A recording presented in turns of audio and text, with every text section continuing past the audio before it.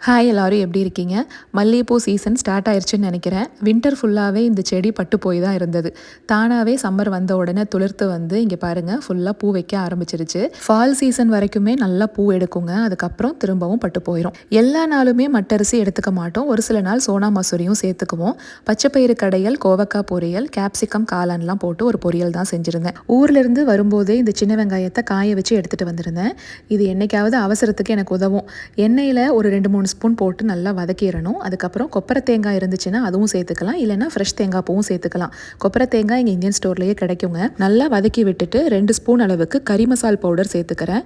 கரம் மசாலா வேறு, கறி மசாலா வேறு, குழம்பு மிளகாய் தூள்னு சொல்லுவாங்க இல்லையா, அதுதான். அதுக்கப்புறம் லெமன் சைஸ் அளவுக்கு புளியும் சேர்த்து நல்லா ஆற விட்டுட்டு அரைச்சி எடுத்துக்கிட்டோன்னா காய்கறி மட்டும் சேர்த்து குழம்பு வைக்கிறதுக்கு இந்த பேஸ்ட்டை யூஸ் பண்ணிக்கலாம். ரொம்பவே நல்லாயிருக்கும். நாளைக்கு வேணும்னா நான் செஞ்சு காமிக்கிறேன். நம்ம நாளைக்கு ஒரு ஷார்ட்ஸில் பார்க்கலாங்களா?